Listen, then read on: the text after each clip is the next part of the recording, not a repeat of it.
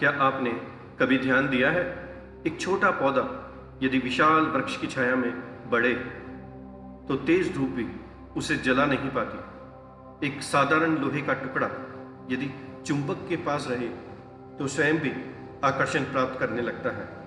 इसी प्रकार मनुष्य भी जिसकी संगति में रहता है धीरे धीरे वैसा ही बनने लगता है। भक्तामृत स्तोत्र की 10वीं गाथा हमें इसी परिवर्तन का दिव्य रहस्य बताती है। ध्यान में आराम से बैठ जाइए, अपनी आंखें बंद कर लीजिए, धीरे धीरे गहरी श्वास लीजिए और धीरे धीरे छोड़ दिए। एक बार फिर एक गहरी सांस भीतर, धीरे धीरे बाहर। अपने मन को शांत होने दें। भगवान आदिनाथ के शांत वीतराग प्रकाशमय स्वरूप का ध्यान करें। मेरे साथ गाथा 10 को उच्चारण करें। नात्यद्भुतं भुवन भूषण भूतनाथै भूतैर्गुणैर्भुवि भवन्तमभीष्टवन्तः तुल्या भवन्ति भवतो ननु तेन किं वा भूत्याश्रितं य इह नात्मसमं करोति। हे तीनों लोक के भूषण, हे समस्त जीवों के नाथ, जो लोग आपके दिव्य गुणों का स्मरण करते हैं, आपकी महिमा का गान करते हैं, वे स्वयं भी उन्हीं महान गुणों से प्रकाशित होने लगते हैं। इसमें कोई आश्चर्य नहीं है, क्योंकि जो स्वयं महान होता है वह अपने आश्रय में आने वाले लोगों को भी ऊंचा उठाता है। यदि एक सुगंधित फूल पूरे कमरे को महका सकता है तो सोचिए एक महापुरुष का जीवन कितनी आत्माओं को प्रेरित कर सकता है।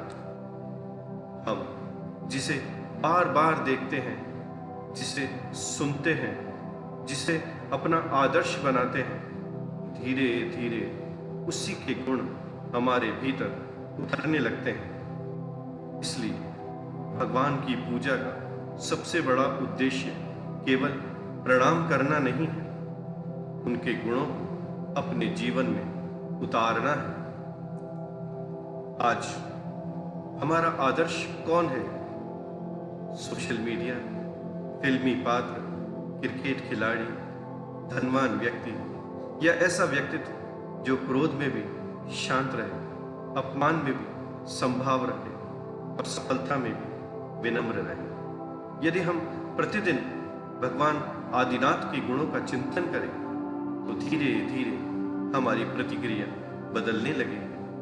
यही सच्चा आध्यात्मिक विकास है। जीवन बदलना है तो अपने आदर्श बदल लीजिए।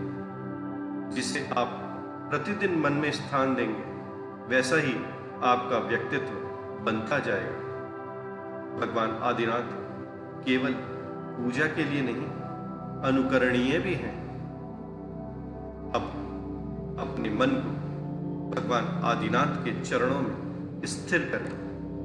धीरे धीरे श्रद्धा के साथ रिद्धि मंत्र का जाप करें। ओम ह्रीं अर्हं नमो स्वयं बुद्धाणां ज्रों ज्रों नमः। ओम ह्रीं अर्हं नमो स्वयं बुद्धाणां ज्रों ज्रों नमः। ओम ह्रीं अर्हं नमो स्वयं बुद्धाणां ज्रों ज्रों नमः। महसूस करें जैसे भगवान के गुण आपके भीतर उतर रहे हैं। कल्पना कीजिए आप भगवान आदिनाथ के सामने बैठे हैं। उनकी शांत दृष्टि आपके मन पर पड़ रही है। उनका प्रकाश आपके भीतर प्रवेश कर रहा है। क्रोध धीरे धीरे शांति में बदल रहा है। अहंकार विनम्रता में बदल रहा है। भय आत्मविश्वास में बदल रहा है। और आपके भीतर वीतरागता का एक छोटा दीपक प्रकाशित हो रहा है। आज से मैं केवल भगवान की पूजा नहीं करूंगा, मैं उनके गुणों को भी अपने जीवन में उतारने का प्रयास करूंगा।